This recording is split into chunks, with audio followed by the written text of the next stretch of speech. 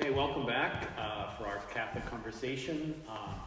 With me is Father Kevin, Deacon Dan, and our seminarian Jeremy. So we're here to take some questions for you.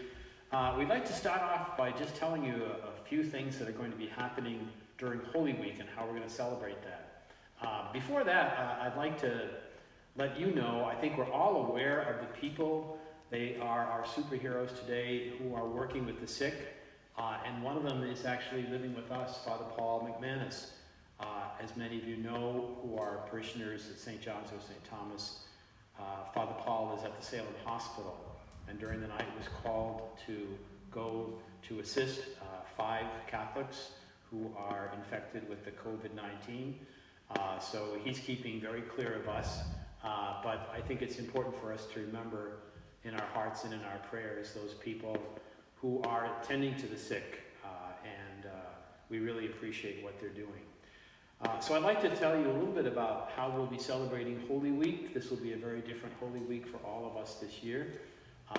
Tomorrow, we'll be celebrating Mass at 10 o'clock in English. We're going to move into the main church, which has been decorated very beautifully, so that we can enter into the mystery of the Lord's Passion, beginning with the gospel of the entrance into the city of Jerusalem, and then, of course, the gospel of the passion of the Lord. So we invite you to be with us in a way that is a little bit unusual. We won't be having the procession of palms, but we do want you to know that we will be blessing the palms that are in our churches, so that at a future date, when we're able to distribute them, those will be available to you. We also hope that you'll kind of follow along with us with the readings and the prayers and what have you. So please join us. At 11:30, we'll be celebrating Mass for our Brazilian community. So I'll ask one of our Portuguese-speaking brothers if they would just announce to the Brazilian community that we'll be having Mass tomorrow. Sim. Amanhã vamos iniciar a Semana Santa, a semana mais santa do nosso ano litúrgico. Vamos nos mudar na igreja para a missa amanhã às 11h30 em português, para ouvir o Evangelho do Paixão do Senhor. O Evangelho muito lindo para todos nós, que nos faz participar no mistério pascal, no mistério do Páscoa, do Paixão, da morte e ultimamente da ressurreição do nosso Senhor. And so for the Sacred Triduum, which begins, as you know, with the Mass of the Lord's Supper on Holy Thursday evening, we will be live streaming that at 7:30. That will also be from the main church here at St. Thomas, and we invite you to be a part of it. It's going to be a little bit scaled down. One of the beautiful rituals of that evening is the washing of the feet, but we won't be able to do that this year. Another very wonderful moment is the procession of the Eucharist, and that too will be omitted. However, we'll be doing the readings, and we'll be reflecting upon how the Lord enters into his passion, beginning at the Last Supper. And that will be bilingual, so we also want our Brazilians to know that we want them to join us. Iniciando Quinta-feira Santa, o Tríduo Pascal, o Tríduo Sagrado, vamos ter a missa Quinta-feira Santa às 7h30 da noite, bilingual. Então vamos ter algumas leituras em português, algumas leituras em inglês. A homilia vai ser bilingual, inglês-português. Vamos celebrar todos nós juntos na Quinta-feira Santa, o início da Eucaristia e do sacerdócio de Jesus Cristo. Sexta-feira Santa vamos ter somente em português às 7h30 a celebração do Paixão de Nosso Senhor, e finalmente a vigília de Páscoa, Sábado Santo, vamos ter a vigília aqui em St. Thomas às 8h. Acho às 8h, vou clarificar com o Padre John, é bilingual também. And so for our English-speaking parishioners and viewers, on Good Friday, the English service of the Passion will be at 3 o'clock on Good Friday. Invite you to join us and participate. Again, we won't have the full celebration. We won't have a procession. We won't have the veneration of the cross and communion, but we will be reading the Passion. We'll be praying the intercessions of the church, and we invite you to be a part of that. The Easter Vigil will be celebrated at 8 o'clock on Holy Saturday. Again, it will be a simplified version, but we will be lighting the Paschal candle, blessing the Paschal candle, singing the Exultet, and hearing the readings, the great readings of salvation history from the Old and the New Testament. And then, of course, we will be celebrating the blessing of the Easter water. So we invite you to be a part of that. We were talking this week a little bit about how, where you are, you might be able to sort of take part in this. What might be some things that you could do? So Jeremy, maybe you could tell us a little bit some of the ideas that we had of things you could do at home so you could sort of feel connected to us. Hi, I'm Jeremy. I'm a seminarian at St. John's Seminary in Brighton. I'm in my 3rd out of 6 years of seminary, and this is my assignment for the next few months, and I'm very excited to be here. And I'm glad to be present to you in this way, and I look forward to later on in the summer when I'll be able to meet you in person. We were talking earlier in the week about ways to participate as fully as possible in the holy liturgies for the Triduum. And a very special time on Holy Thursday is when the Gloria is sung, as it has not been sung on the Sundays of Lent, and the bells are rung. And one way to participate, especially for very young people, would be to ring the bells at home when the bells are being rung in the church. Another special moment in the vigil is when the lights come on. The liturgy begins in the darkness of Sunday night when Jesus rises from the dead, and the lights come on to show the light of his resurrection. And so if you have a candle at home to light when the candles are being lit in the church, or lights to turn on when the lights come on in the church, that might be another way to be more present to the liturgies we're celebrating here at St. Thomas. Another way we talked about was on Good Friday. If you have a crucifix, I hope everyone has a crucifix. You may have one, as I did growing up, in your bedroom. Might be nice to take that out and just put that in front of you. You know, one of the most touching moments, I think, in the celebration of the Lord's Passion is to see people coming up and reverencing the cross.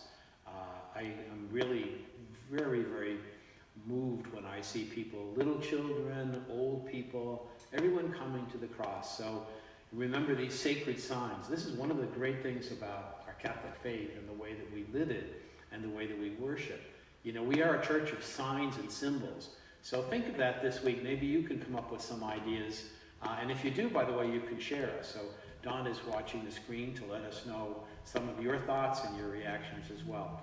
So we know that this is going to be a very different kind of Holy Week for you, being at home.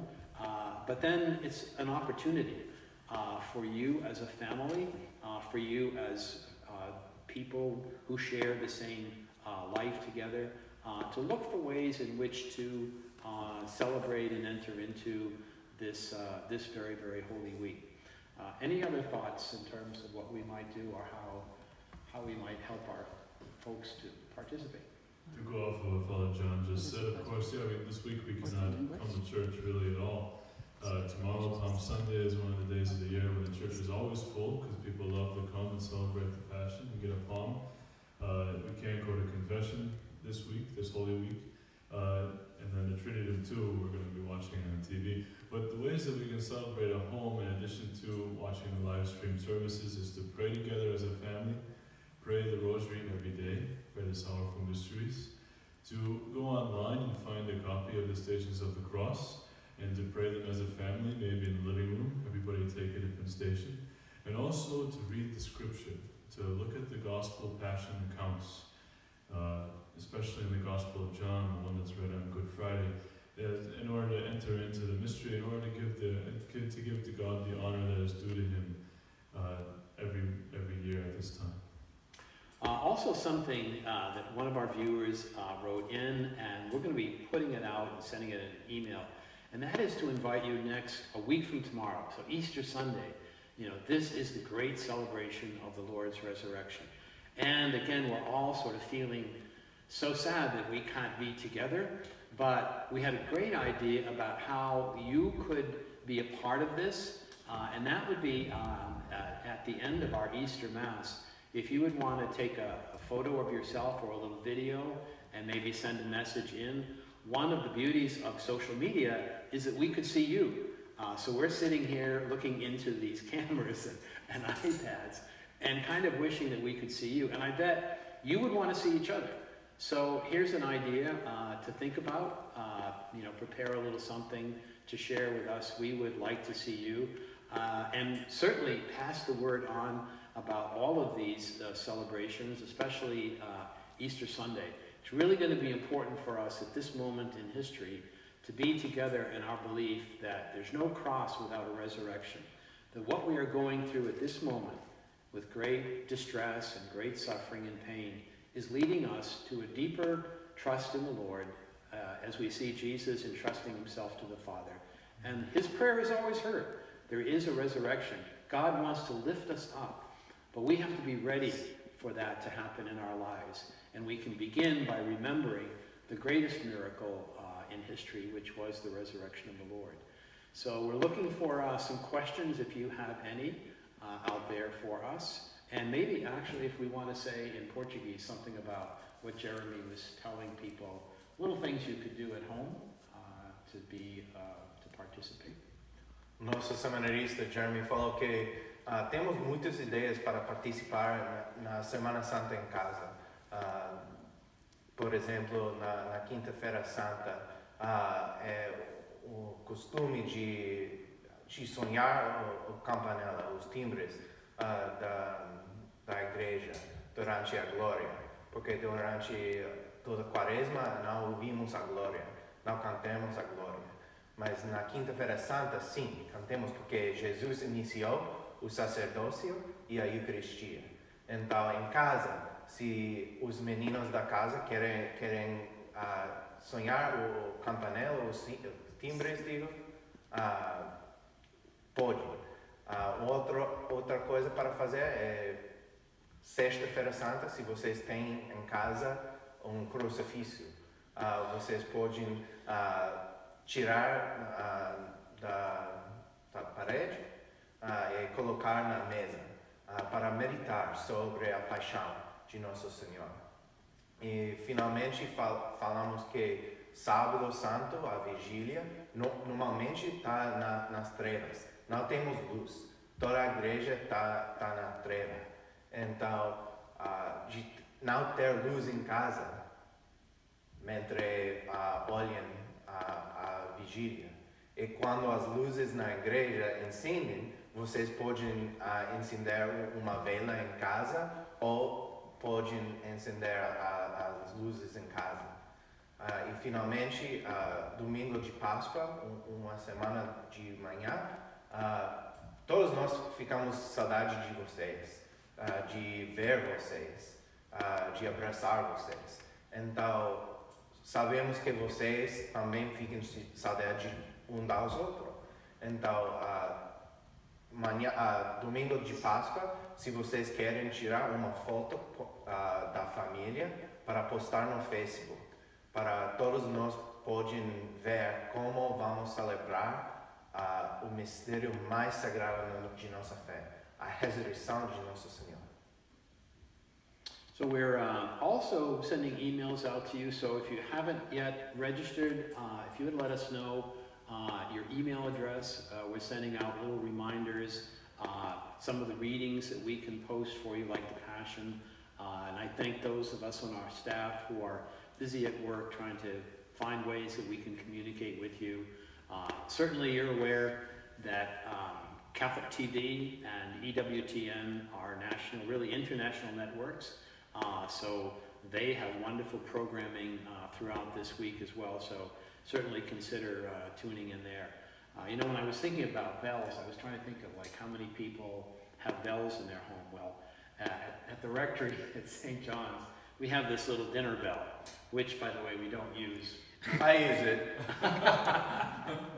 But I have a friend who has bells on his cell phone. That's how he, knows that it's ringing. So this is a moment to be very creative, you see. We have new opportunities to listen to bells. Now might be the time to take out your Christmas decorations with the jingle bells that you have from Christmas and ring those during the Gloria. One of the things that we were saying this week is how important it is at this time to keep a sense of humor. So I hope you're finding ways to do that, and maybe some of the things that we're saying give you an opportunity to think of ways to kind of celebrate. Like, maybe you take out the candles that you put in your window at Christmas time. Well, Christmas is a beautiful feast, but it's nothing in comparison to Easter. So we really want to put the light of Christ out there. We mentioned that, I think, a couple of weeks ago. Over at the rectory, we have a candle that comes on at night, and that's where our chapel is. So when you see that light on, and we also have one in the front doors here at St. Thomas and over at St. John's.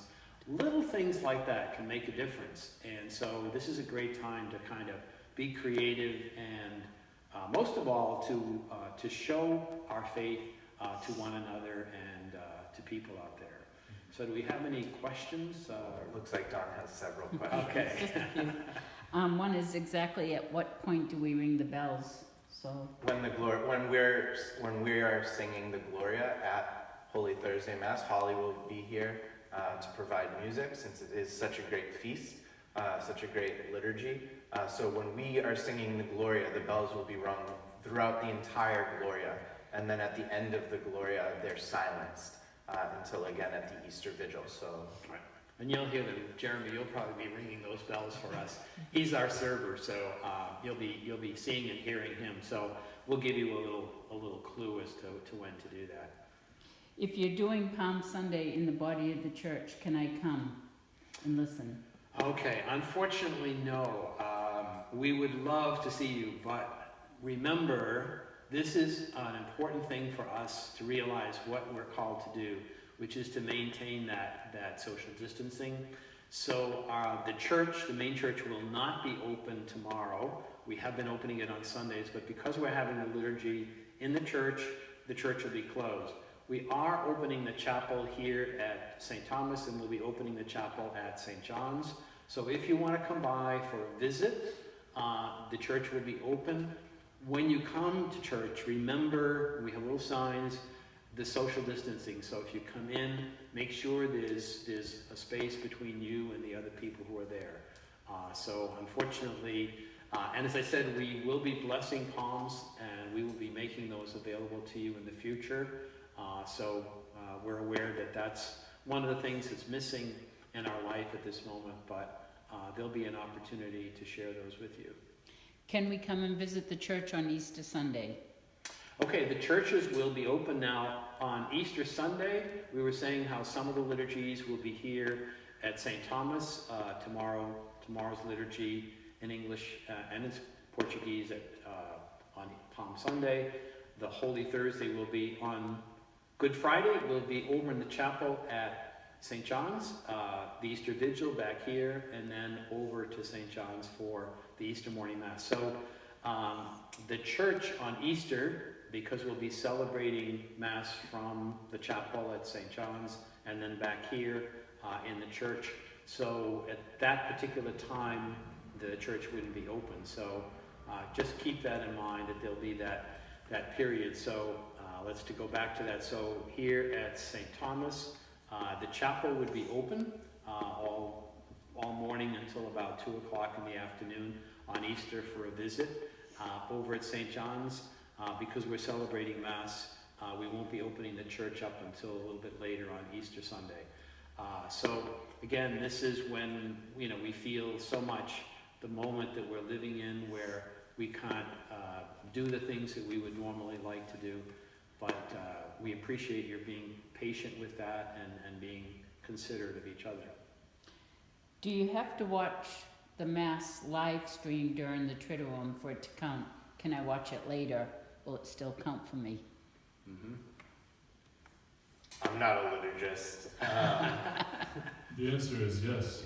Catholic TV and EWTN, they have a live mass. I believe EWTN has it like at 9 o'clock or 8 o'clock in the morning, Catholic TV at 9:30 in the morning, but then you have access to it the rest of the day. And that's really the purpose of having Catholic TV, the mass being on the ceremonies being broadcast like that, is so that if you're not able to make it to an actual mass, either virtually or in person, you can participate as well. And the idea is that you keep the Lord's days holy. And so the purpose of Catholic TV, EWTN, is to facilitate that according to our convenience. Also, every time we do a mass here, like the mass we celebrated today, it's posted on our website. So if you come in later, if you miss it, you just hit the button, it will come on. We're also looking into YouTube. I think that's another way that we might be able to put it out there for you. So if you can't be with us live, there's the opportunity to watch it a little bit later in the day. Do any of you gentlemen know if St. Adelaide still has the Stations of the Cross outside?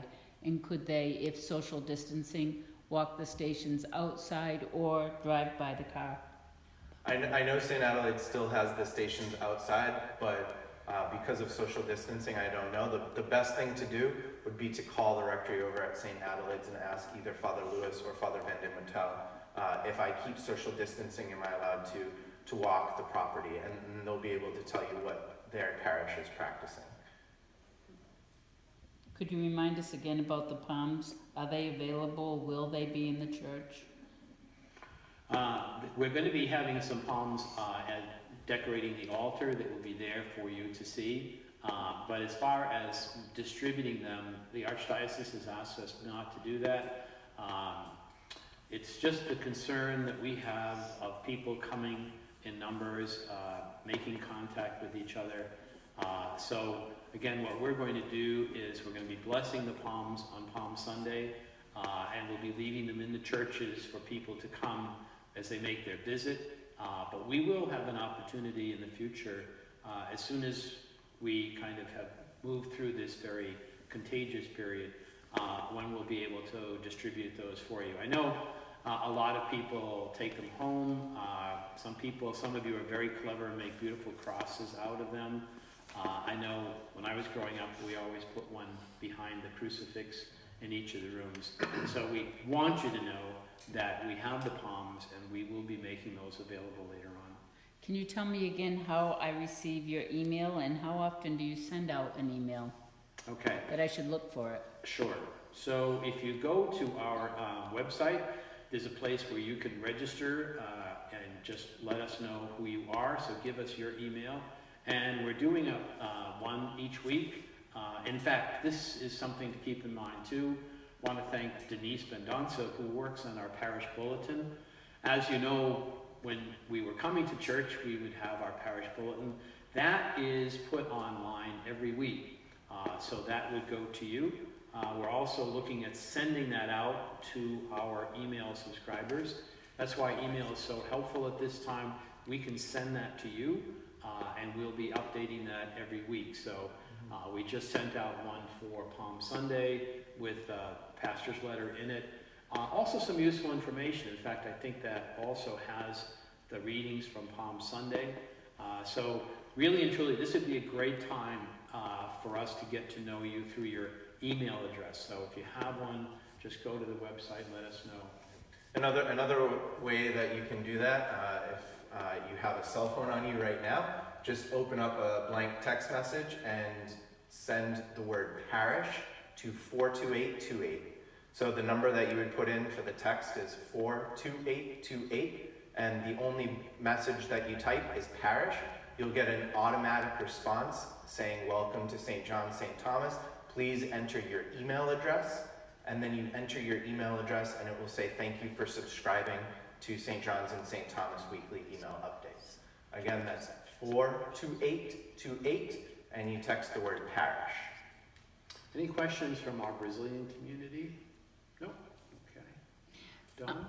Laurie Fabo wants everyone to know that the YouTube station is up and running, and the address is Peabody, St. John, St. Thomas. if they're looking for your masses on On YouTube, On that's YouTube. great. Thank you, Laurie, appreciate that very much, okay? PBD, St. John, St. Thomas. Terrific. Bill Gary wants to know, are our bells working? I thought I hear them regularly. I but hear don't- them They regularly. are, they are working, which reminds me, we have to turn them off after Holy Thursday night. Yes. So That that was they're one not of my gonna- little things that I always have to remember, okay, they're all automatic now. Somehow they didn't program the bells to know when we are in that period from Holy Thursday to the Easter Vigil, which is silent, so have to remember to do that, turn them off. But otherwise, they are ringing, and that's a glorious thing. We were talking about that. One of our memories of Rome, Father Kevin and I studied, lived over there, is the beauty of hearing those bells, particularly like on Easter Sunday morning. Every church in Rome, there are like 400 churches, all ringing their bells.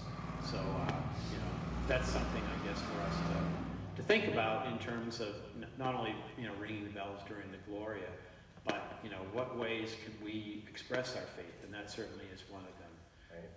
Right. My second year in Rome, I actually, for Easter week, went on pilgrimage in the footsteps of St. Paul in Greece.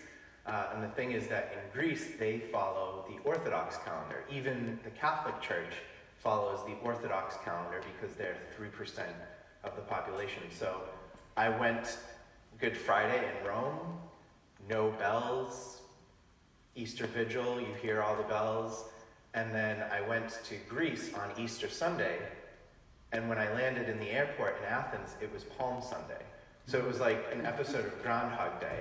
But in Greece, on Good Friday, they do ring the bells. The Orthodox tradition is that they do a funeral bell toll all throughout the day to remind you that somebody has died. And that somebody, of course, we know is Christ. And what the Greeks do is their Good Friday procession actually includes a huge icon of the body of Christ. And they process it around the little village that we were in, around the cemetery. We stopped at the cemetery, sang a couple songs. I have no idea what we were saying.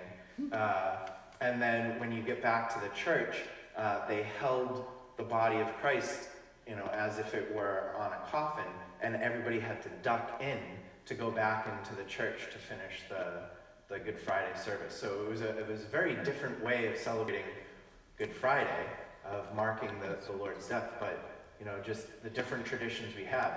As Roman Catholics, we don't ring bells after Holy Thursday, after the Gloria, until the Gloria at the Easter Vigil. So that silence is really meant to evoke something out of us. That silence is meant to tell us that something is different.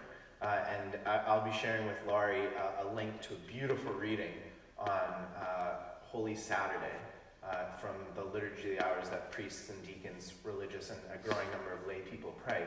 But it's just a beautiful reading about a great silence that envelops the earth on Holy Saturday. So I encourage you to read that when Laurie posts it. Keep in mind, too, formed.org, formed.org, is now available to everyone for free. There are lots of wonderful resources there. So, these are times you have a little bit more time in your hands to learn more about our faith, and there are particular programs there that help you to learn more about our Catholic faith, and some that would certainly be very appropriate during this Easter week. So this is a great opportunity for us when we have some time to stop and reflect a little bit more upon our faith. And there are great resources out there. I'm sure some of you are aware of Word on Fire. Word on Fire is a ministry of evangelization that was begun by Bishop Robert Barron.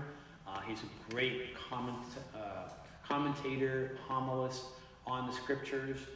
So that's another great resource. So again, if you have some that you want to share with us, there are lots and lots of opportunities today. So just see this as an opportunity for us to take a little bit of time to watch that. The other thing is, we were talking about watching some great videos. Now, one that I have seen, and many of you probably have seen, is The Passion of the Christ.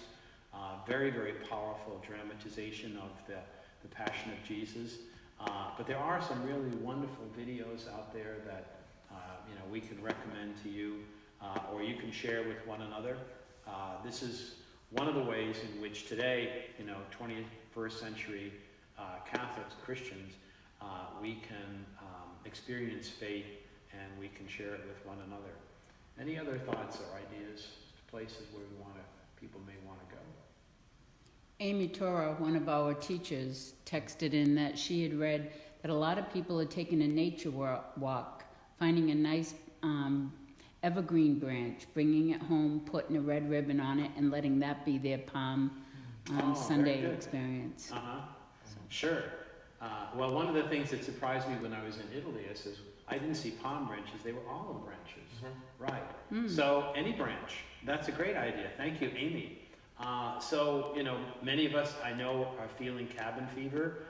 So I know when I can get out and take a nice long walk, I do. So maybe doing that, going out somewhere where you can take a nice walk, find a branch, take it home. And this is what I mean. This is kind of a moment in our life as a church when we have to think with the church. And yet we have to also try to find ways in which to express our faith and to live our faith. So thank you, Amy, for that idea.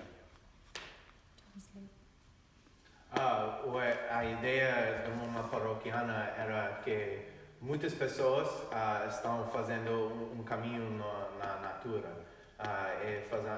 Como ramo, não necessariamente ramo, mas a leaf, branch, folha, para colocar na portal. Como nós postamos, acho ontem ou quinta-feira, Leila postou algumas ideias para a nossa comunidade brasileira.